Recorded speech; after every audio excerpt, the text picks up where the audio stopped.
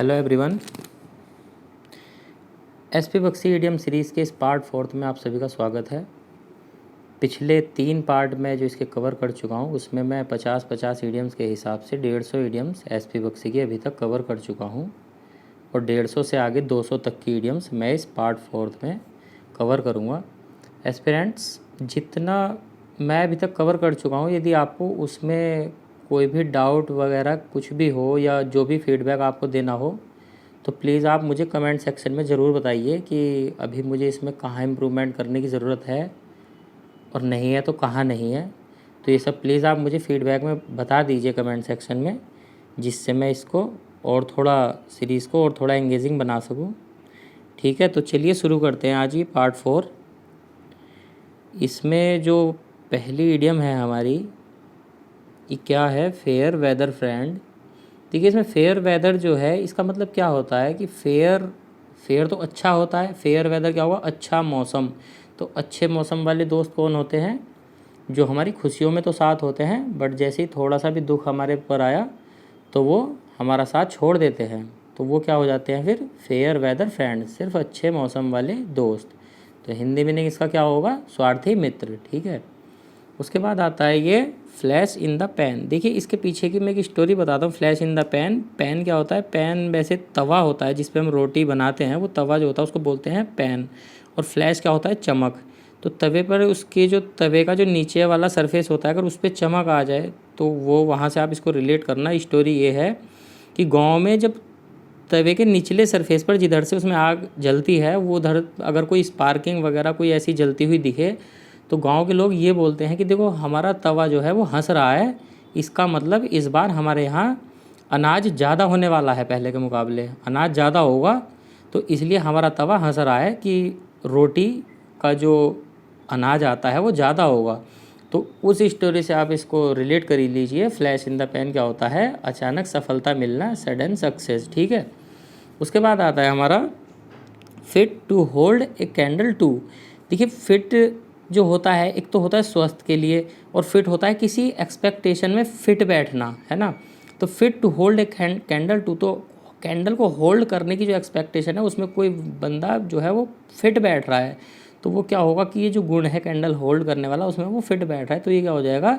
Fit to hold a candle to, गुणों में समान होना। ठीक है।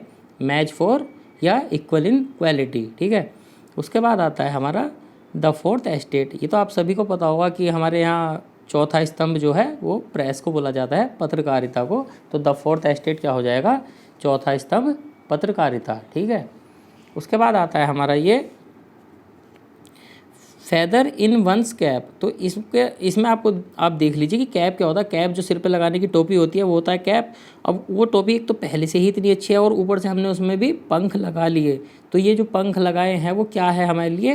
वो तो हमारे लिए एडिशनल सक्सेस ही है ना, अतिरिक्त सफलता, क्योंकि पहले से ही सक्सेसफुल है हम, क्योंकि हमारे सर पर टोपी है, उसमें पंख अलग से हमने लगा लिए, तो वो क्या हो जाएगा हमारे लिए? एडिशनल सक्सेस हो जाएगी, अतिरिक्त सफलता हो जाएगी। ठीक है। उसके बाद आता है हमारा fly in the face of. तो ये देखिए, fly in the face of का मतलब क्या होता है? फ्लाई तो होता है उड़ना, वैसे तो इसका मक्खी भी होता है जो फ्लाई होता है, बट यहाँ पर मैं इसको ले रहा हूँ कि उड़ना जो वर्ब होती है फ्लाई, वो होता है इन द फेस ऑफ। अब फेस ऑफ का मतलब क्या होता है? किसी के सामने उड़ना। तो अब इसको आप ऐसा सोच लीजिए कि आप कोई एम्प्लॉय है और आपके बॉस ने आपको कोई काम दे रखा है और फिर भी आप अपने बॉस के सामने कोई उड़ने जैसी हरकत कर रहे हैं। तो ठीक है, तो जो ऑर्डर उसने दिया है वो तो आपने सुना नहीं और आप उड़ने जैसी हरकत वहाँ कर रहे हैं। तो आप क्या कर रहे हैं? उसके ऑर्डर को डिफाई कर रहे हैं, उसका अनादर कर रहे हैं अपने बॉस का, या उसके ऑर्डर की अवहेलना कर रहे हैं। ठीक है। उसके बाद आता है हमारा ये गेन ग्राउंड। ग्राउंड क्या होता है? अपने पैरों में ज़मीन आना। इसका मतलब क्या है कि जिस ख्याति पर आप खड़े होना चाहते हैं वो ग्राउंड आपको मिलना, गेन ग्राउंड। तो ये क्या हो जाएगा? प्रसिद्धि पाना या धीरे धीरे सफल होना, to succeed slowly and steadily. ठीक है। उसके बाद आता है हमारा गेट ऑफ स्कॉट फ्री। अब देखिए, इसमें वर्ड है स्कॉट। स्कॉट का मतलब क्या होता है? टैक्स। अब हमारे इंडिया में तो देखिए, टैक्स को लोग सज़ा ही मानते हैं एक तरह की, यार ये फालतू में देना पड़ता है, तो ये तो एक तरह से हमारे लिए सज़ा ही है ना। तो गेट ऑफ स्कॉट फ्री क्या होगा कि scot free, tax free, tax से बचकर निकल जाना। तो ये क्या हो जाएगा? आप टैक्स को सज़ा मानते हैं लोग, तो ये क्या हो जाएगा? बिना सज़ा पाए बच निकलना, टू एस्केप विदाउट पनिशमेंट। ठीक है।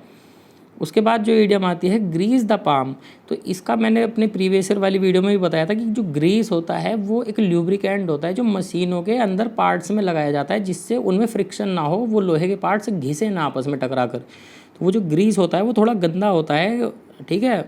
तो उसको आप मान लीजिए पाम होता है हथेली, आप उस ग्रीस को अगर वो हाथ पे लग जाए, जो मिस्त्री जो काम करते हैं, जो मैकेनिक होते हैं, उनके हाथ पर लग जाता है वो कपड़े से पोंछते हैं, तो हाथ गंदा होने का मतलब क्या होता है कि उस पर ग्रीस लग गया। तो ग्रीस लगने जैसा ही क्या है रिश्वत की, रिश्वत हाथ से लोगे तो अपना हाथ गंदा कर रहे हो, तो ये ग्रीस द पाम क्या हो जाता है फिर रिश्वत देना, टू ब्राइब, ठीक है। उसके बाद आता है गिड अप द लॉइंस। अब ये जो लॉइंस वर्ड है यहाँ, ये शेर वाला नहीं है, वो LION होता है, ये LOIN है, ये धोती होता है, जो कुर्ते के नीचे धोती पहनते हैं, ठीक है। अब गिड जो वर्ब है ये उसी के लिए आती है कि जैसे धोती को ऊपर करके बांध लेते हैं ना कस के, जैसे कोई आपने मूवी वगैरह में भी देखा होगा, जैसे कोई लड़ाई वगैरह होती है तो साउथ की मूवी में वो धोती को ऊपर करके बांध लेते हैं। तो गिड अप द लॉइंस, धोती को ऊपर की तरफ बांधना क्या होता है, कठिन कार्य के लिए तैयार होना, to prepare for hard work, ठीक है।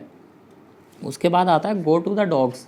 अब आप इसको ऐसे याद रखिए कि जो स्ट्रे डॉग्स होते हैं, जो सड़क पर कुत्ते बैठे होते हैं, किसी इंसान की ज़िंदगी वैसी ही हो गई है, वो कुत्तों के साथ ही बाहर बैठा रहता है, किसी ने रोटी डाल दी तो वो ही उसको खा लेता है, वरना उसकी भी ज़िंदगी वैसे ही है। तो वो बंदा अपने आप में क्या होगा, वो तो बहुत ज़्यादा बर्बाद हो चुका होगा, तभी तो कुत्ते वाली उसकी ज़िंदगी हो गई, वो सड़क पर आ चुका है। बस वही इसका मीनिंग है, गो टू द डॉग्स, बर्बाद हो जाना, टू बी रूइंड, ठीक है। उसके बाद आता है ये get one self into a mess. अब देखिए मैस का यहाँ मीनिंग होता है गड़बड़ी, ठीक है। तो get one self into a mess, गड़बड़ी में फंसना किसी, तो सीधा वही इसका मीनिंग हो जाएगा परेशानी में पड़ना, to drift into trouble, ठीक है। उसके बाद आता है गिव ए वाइड बर्थ। तो वाइड बर्थ का मतलब क्या होता है, देखिए वाइड तो होता है चौड़ा, और बर्थ जो है, एक तो बर्थ होता है जन्म वाला, वो क्या होता है BIRTH, बट ये बर्थ दूसरा है, इसका मतलब होता है सीट, जो ट्रेन की सीट होती है उसको बोलते हैं बर्थ, ठीक है। अब कोई व्यक्ति है जनरल के डिब्बे में आप बैठे हो, वो आपके पास बैठना चाहता है और आपको उसे आपको अपने पास बैठाना नहीं है, तो आप क्या करोगे, आप थोड़ा और दूर होकर बैठोगे और उसको चौड़ी सीट जगह छोड़ दोगे कि भाई तू थोड़ा उधर होके बैठ जा, तो ये क्या हो जाएगा, गिव ए वाइड बर्थ। तो आप उसको अवॉइड कर रहे हैं, उस बंदे को टाल रहे हैं कि यार तू थोड़ा उधर होके बैठ, वाइड बर्थ उसको छोड़ दी, ठीक है। आप इसको ऐसे याद कर सकते हैं। उसके बाद आता है हमारा जेंटलमैन एट लार्ज, ठीक है। अब एट लार्ज आपको मैंने पहले ही बताया था, एट लार्ज अपने आप में एक ईडियम थी, इसका मतलब था फरार हो जाना या गायब हो जाना। तो अब जेंटलमैन एट लार्ज, जो फरार हो चुका है वो तो जेंटलमैन चाहे कोई भी हो, किसी भी लेवल का वो जेंटलमैन हो, बट वो तो हमारे लिए अविश्वसनीय ही रहेगा ना, अनरिलायबल ही रहेगा। जैसे कि विजय माल्या था तो जेंटलमैन, बट फरार तो हो गया ना, तो एन अनरिलायबल पर्सन या अविश्वसनीय व्यक्ति, ये क्या हो जाएगा, जेंटलमैन एट लार्ज, ठीक है। उसके बाद आता है गुड सैमेरिटन। गुड सैमेरिटन को आप ये जो सैमेरिटन वर्ड है इसको तोड़ लीजिए, इसको पढ़िए आप, पहले देखिए इसमें वर्ड लिखा हुआ है एक सम्राट, ऐसे पढ़िए इसको, गुड सम्राट। अब सम्राट क्या होता है, वो तो राजा होता है, और एक अच्छा राजा गुड सम्राट कौन होगा, जो अपनी प्रजा की सहायता करेगा, दूसरों की सहायता करेगा। तो बस यहीं से इसको रिलेट कर लीजिए, गुड सम्राट या good Samaritan, one who helps strangers, जो दूसरों की सहायता करता है, ठीक है। उसके बाद आता है ये give a good account of one self. देखिए इसका भी क्या है, गुड अकाउंट का मतलब ऑफ वन सेल्फ क्या होता है, किसी को विश्वास दिलाकर कोई काम करना कि हाँ मैं ये काम बहुत अच्छे से कर लूँगा, उसको विश्वास दिला देना, good account of oneself, ठीक है। उसका विश्वसनीय बनकर काम करना, तो ये क्या हो जाएगा, to act creditably, give a good account of oneself, ठीक है। उसके बाद आता है give the devil his due. अब देखिए डेविल होता है शैतान या बुरा व्यक्ति कोई, ठीक है, और ड्यू होता है उसका जो बकाया कह लो या कुछ भी कह लो, ठीक है। उसमें क्या आता है, give the devil his due, कि कोई शैतान व्यक्ति है, उसने हमारी ज़िंदगी में कुछ भी कोई ऐसा खास कार्य नहीं किया, बट जब भी हम सक्सेस हुए हमने उसको भी, उस व्यक्ति को भी अपनी सफलता का थोड़ा श्रेय दे दिया। तो क्या हो जाएगा, एक give credit to a worthless person for his good qualities, निकम्मे व्यक्ति को भी श्रेय दे देना, ठीक है। उसके बाद आता है हमारा ये ग्रीन हॉर्न। देखिए हॉर्न क्या होता है, ये होता है सींग, ठीक है। अब सींग जो आपने देखे होंगे पशुओं के जो सींग है वो थोड़े ग्रे कलर के होते हैं, बट इसमें ग्रीन बताया गया, ग्रीन तो होते नहीं है। अब इसमें तो ऐसा दिखाया गया कि अगर ग्रीन सींग होते, कोई बहुत ही, जब उसके जानवर के जो हेड से सींग निकल ही रहे होंगे तब ग्रीन होंगे, तो वो तो तब बहुत कम एज का ही होगा ना, उसको कोई अनुभव होगा नहीं। तो ग्रीन हॉर्न को आप उससे रिलेट कर लीजिए कि ग्रीन तो उसी एज में होंगे जब बहुत ज़्यादा इनएक्सपीरियंस्ड होगा, अनुभवहीन होगा, बच्चा ही होगा तब तो, ठीक है। तो ये क्या हो जाएगा, ग्रीन हॉर्न, इनएक्सपीरियंस्ड, अनुभवहीन, ठीक है। उसके बाद आता है give up the ghost. Give up the ghost क्या होता है, देखिए घोस्ट होता है आत्मा या भूत, ठीक है। अब गिव अप क्या होता है, त्यागना। तो अपनी आत्मा को त्याग देना, अपने भूत को त्याग देना, ये क्या हो जाएगा, पास अवे, डाई, मरना, ठीक है। उसके बाद आता है गो द होल होग। अब देखिए होल होग जो वर्ड है, इसमें होग वर्ड है, ये है जंगली सुअर, ठीक है। और होल क्या होता है, कंप्लीट, पूरा जो होता है। तो आपने देखा होगा शिकार पर भी, जैसे बाहुबली मूवी में भी दिखाया है, वो लोग जंगली सुअर को मारने जाते हैं, ठीक है। तो जो जंगली सुअर को होल होग, जब उसको मारना है तो पूरी तरह मारिए, वरना वो आपको घायल कर सकता है, लौटकर हमला कर सकता है, ठीक है। तो गो द होल होग क्या होता है, कार्य को पूर्ण रूप से करना, ठीक है, टू डू समथिंग थोरोली, ठीक है। उसके बाद आता है हमारा ये गेट इनटू ए स्क्रैप। स्क्रैप होता है यहाँ पे नोच या खरोंच जो आती है, ठीक है।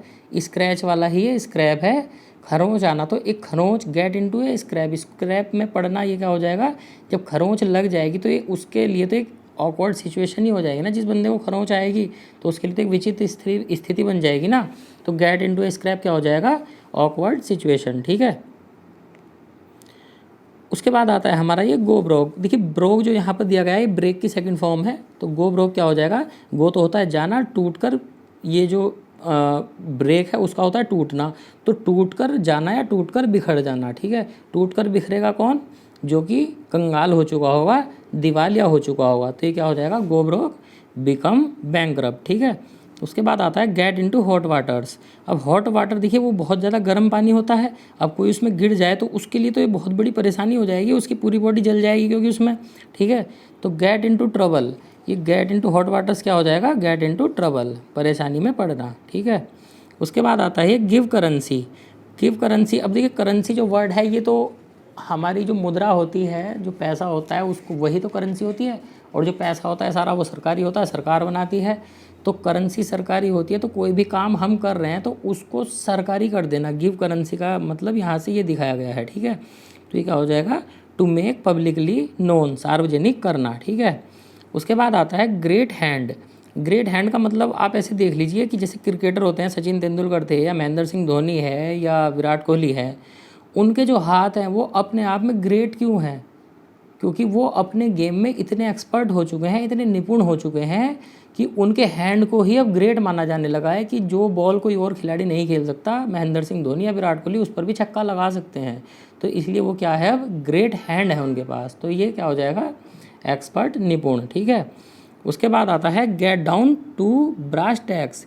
इसका मतलब क्या होता है, get down to brass tack, मामले को सीधे सीधे निपटाना, to deal with the matter straight, ठीक है।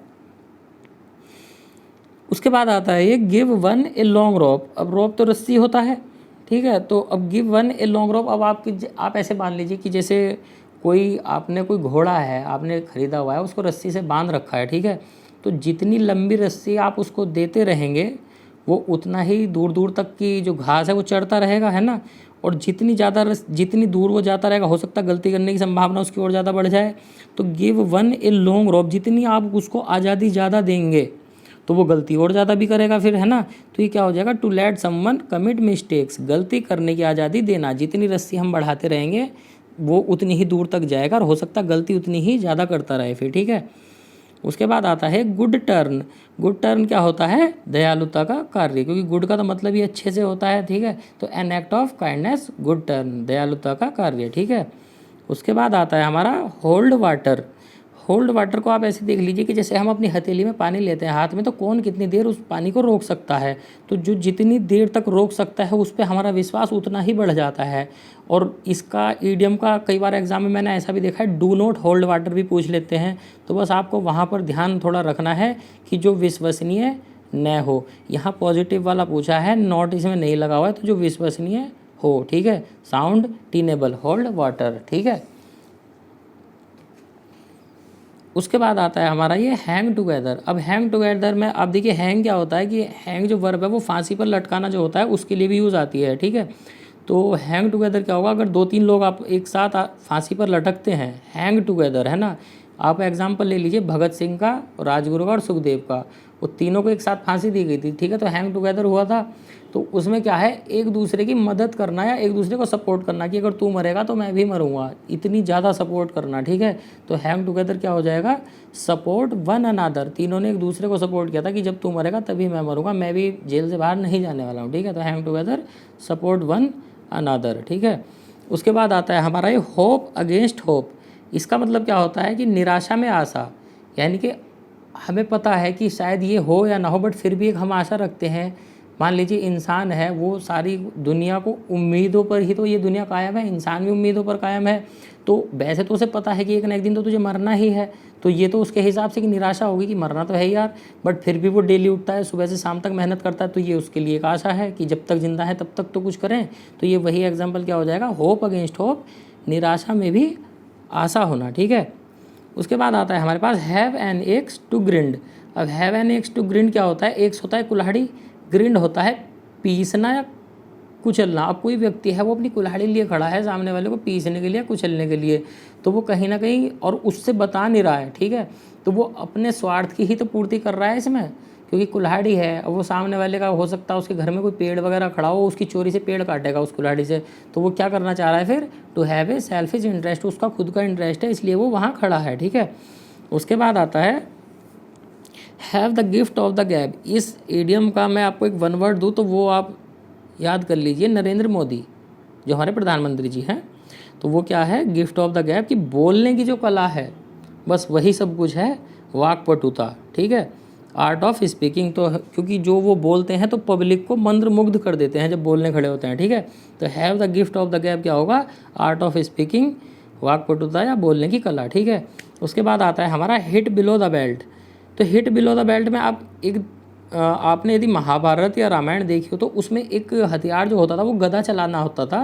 तो गदा में एक नियम होता था कि कमर के नीचे या बेल्ट के नीचे गदा नहीं मार सकते थे आप युद्ध में, वो कमर से ऊपर ऊपर कंधे तक का ही चलाने का जो हथियार वो होता था, जो हनुमान जी के पास होती थी गदा, वो उससे ऊपर की ही होती थी, ठीक है। तो हिट बिलो द बेल्ट, क्योंकि वो रूल के अगेंस्ट था कि आप उसको पैरों पर नहीं मार सकते, तो वहीं से आप इसको रिलेट कर लीजिए, टू स्ट्राइक अनफेयरली, अनुचित रूप से प्रहार करना, क्योंकि जहाँ रूल में नहीं है वहाँ पर क्यों मारोगे आप, ठीक है। तो हिट बिलो द बेल्ट क्या होगा, बेल्ट से नीचे मारना वो अनुचित हो जाएगा क्योंकि वो उसके रूल में है नहीं, तो बस आप इसको वहीं से रिलेट कर लीजिए।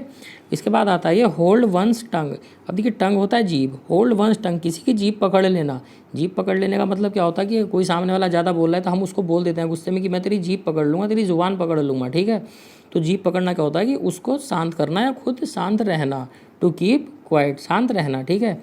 उसके बाद आता है ये हरक्यूलियन टास्क। मैं इसको हरक्यूलियन पढ़ रहा हूँ, ठीक है।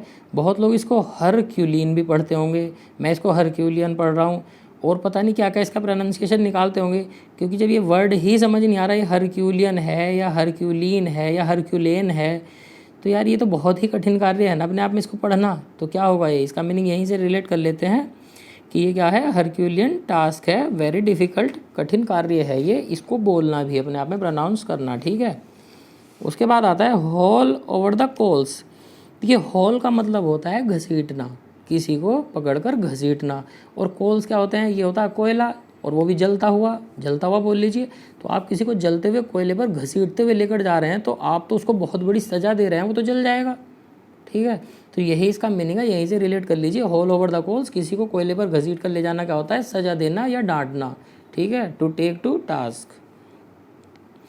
उसके बाद आता है हमारा have one's finger in everyone's pie. तो देखिए थोड़ा निगेटिव सेंस ये बना रहा है कि जैसे हम हिंदी में बोलते हैं ना कि हर किसी के मामले में टांग अड़ाना, बस ये वही है have one's finger in everyone's pie, कि ये हर किसी के काम में। यहाँ पर तो देखिए फिंगर का मतलब तो उंगली होता है, बट यहाँ पर ये टू पार्टेक ऑफ समथिंग, हर काम में हिस्सा लेना या हर किसी के काम में टांग अड़ाना, इसका मीनिंग होता है, ठीक है। उसके बाद आता है हेल्सन डेज। अब ये हेल्सन जो वर्ड है इसका मतलब होता है हिंदी में शांत, ठीक है। तो हेल्सन डेज जो ये दिन होंगे ये क्या होंगे, जब शांत है तो शांति के दिन होंगे ना, पीसफुल डेज, ठीक है। तो हेल्सन डेज क्या हो जाएगा, शांति के दिन, ठीक है। उसके बाद आता है हैव एन आयरन विल। अब देखिए विल जो यहाँ पर वर्ड है इसका मतलब होता है हिंदी में इच्छा शक्ति, ठीक है। और इच्छा शक्ति से पहले लिखा हुआ है आयरन, यानी कि लोहे जैसी इच्छा शक्ति, तो ये क्या हो जाएगा, have an iron will, strong will या बहुत मजबूत इच्छा शक्ति, ठीक है।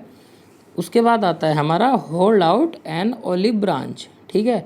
तो ये जो होल्ड आउट है इसका वर्ड का मतलब होता है एक्सपेंड करना, फैलना, ठीक है। और ओलिव ब्रांच क्या है, एक ही जो ओलिव है इसको जैतून बोलते हैं हिंदी में, जैतून का जो तेल आता है हमारा वो बोलते हैं इसको। तो वो जो जैतून है वो एक दवाई का काम करता है एक तरह से, ठीक है।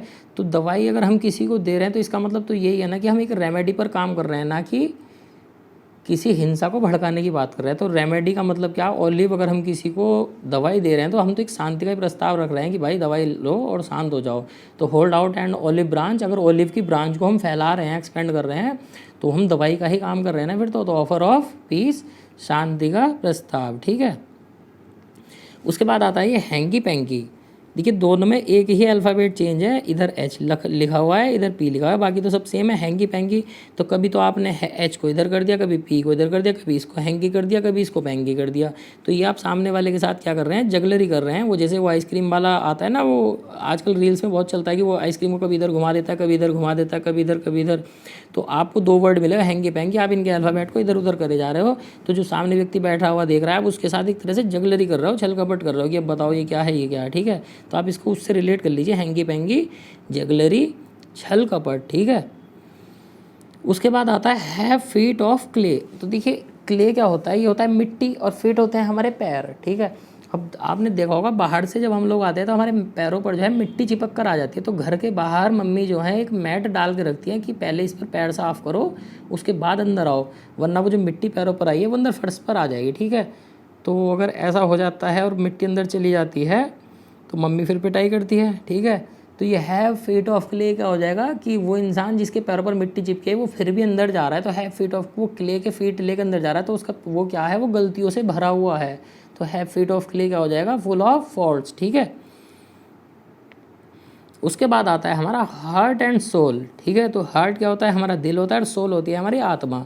तो हम अपने दिल से, अपनी आत्मा से जो काम करते हैं तो क्या करते हैं, वो दिलो जान से करते हैं उस काम को, डिवोटेडली, ठीक है। तो हार्ट एंड सोल क्या हो जाएगा, डिवोटेडली, दिलो जान से, ठीक है। उसके बाद आता है हमारा हार्ड एंड फास्ट। देखिए हार्ड एंड फास्ट में हार्ड तो होता है कठोर, और फास्ट होता है बहुत तेज स्पीड। तो उसमें जो है, जो हार्ड एंड फास्ट होगा, जो व्यक्ति हार्ड भी होगा और फास्ट भी होगा, तो वो अपने आप में बहुत ज़्यादा क्या होगा, स्ट्रिक्ट होगा, सख्त, ठीक है। उसके बाद आता है हमारा हैंग फायर। हैंग फायर क्या होता है कि हैंग का मतलब तो एक तरह से जकड़ना पकड़ना ही होता है, हैंग जो होता है, और फायर क्या है कि वो आग को पकड़ कर रखना। तो कोई भी मैटर ऐसा है जो जिसमें आग लगी ही हुई है ऑलरेडी, तो वो अपने आप में क्या होगा, रिमेन्स अनसॉल्व्ड, अनसुलझा मुद्दा, ठीक है। उसके बाद आता है हमारा high and dry. High and dry क्या होता है, देखिए इसको आप एक स्टोरी से रिलेट कर लीजिए। मान लीजिए आप किसी व्यक्ति को पकड़कर एक बहुत ऊंची बिल्डिंग की छत पर ले गए, ऊपर हाई बहुत ऊंचाई पर ले गए उसको, और वहाँ आपने उसको बोला कि अब तू नीचे देख जरा एक बार। तो उससे जैसे वो नीचे देखेगा तो उसका तो गला सूख जाएगा देख करके, है ना, वो डर जाएगा बहुत ज़्यादा। तो हाई तो आप उसको ले गए, और ड्राई उसका गला सूख गया वहाँ जाकर। अब आप उसको वहीं पर छोड़कर वहाँ से वापस भाग कर आ गए कि अब तू यहीं पड़ा रहे, हम लोग जा रहे हैं। तो हाई एंड ड्राई, वो हाई मतलब उसमें गया है इतनी हाइट पर, और वहाँ पर आपने उसको ड्राई छोड़ दिया, उसका तो गला भी सूख गया उसको देख करके। तो वो उसके लिए क्या हो जाएगा, बहुत एक डिफ़िकल्ट सिचुएशन हो जाएगी वहाँ से नीचे देखना या नीचे आना वापस, ठीक है। तो ये क्या हो जाएगी, कठिन परिस्थिति हो जाएगी, ठीक है। उसके बाद देखिए ये आता है हमारा hit the nail on the head. तो ये हेड का होता है, सिर होता है, नेल आप कील से भी इसको रिलेट कर सकते हैं कि सिर में किसी के कील मार देना, ठीक है। तो कील मार देना, सही समय पर सही कार्य करना। कोई व्यक्ति अगर सो रहा है या कुछ भी कर रहा है तो कुछ सामने वाला गुस्से में उसको कील भी मार सकता है कि यार तुम सो क्यों रहे हो, बार बार अपना काम क्यों नहीं करते हो, ठीक है। तो सही समय पर सही कार्य करना, hit the nail on the head, ठीक है। उसके बाद आता है हॉब्सन्स चॉइस। इसका मतलब हॉब्सन्स चॉइस क्या होता है, सीधे सीधे ही होता है कि कोई अल्टरनेटिव न होना, कोई विकल्प न होना, ठीक है। उसके बाद आता है हमारा ये have too many irons in the fire, ठीक है। तो टू मैनी आयरन्स, देखिए आयरन क्या होता है, आयरन तो लोहा होता है, ठीक है। और फायर तो आग की भट्टी से इसको रिलेट कर लीजिए, जो जिसमें लोहे को तपाते हैं, ठीक है। अब कोई एक लोहार है, उसके पास जो जहाँ वो लोहे को पिघलाता है भट्टी में, उसमें बहुत सारा लोहा उसके पास डला हुआ है ऑलरेडी, बनाने कोई औजार बनाने के लिए, ठीक है। तो आप देखकर क्या कहोगे कि यार आज तो इसने इतना सारा लोहा आग में डाल के रखा हुआ है। तो इसका मतलब क्या है कि ये इसके पास आज काम बहुत ज़्यादा है, ये बहुत ज़्यादा बिजी रहेगा, आज शाम तक इसके पास फुर्सत नहीं है, ठीक है। तो एक ही समय पर कई कार्य करना, doing many things at a time. तो ये क्या है, have too many irons in the fire. ठीक है, तो गाइज़ ये थी आज की हमारी जो 50 ईडियम्स एसपी बख्शी की पार्ट 4। मैंने 200 ईडियम्स इसमें कवर कर दी हैं और बची हुई जो ईडियम्स है मैं 2 या 3 पार्ट में एसपी बख्शी की ये सीरीज़ कंप्लीट कर दूंगा। तो आपको इस सीरीज़ में कोई भी फीडबैक देना हो, कोई भी सजेशन आप लोगों को देना हो या कोई भी आपका डाउट हो तो आप मुझे प्लीज़ कमेंट सेक्शन में अपना फ़ीडबैक ज़रूर दें। उसके बाद वो जो आपका फ़ीडबैक होगा मैं नेक्स्ट पार्ट जो आएगा पार्ट 5 में उसका बिल्कुल ध्यान रखूँगा। और आपको ये वीडियो अगर पसंद आ रही है तो वीडियो आप इस चैनल को सब्सक्राइब भी कर सकते हैं। ठीक है, तो मिलते हैं आपसे अपने नेक्स्ट लेक्चर में जो हमारा पार्ट 5 होगा। तब तक के लिए बाय बाय, धन्यवाद।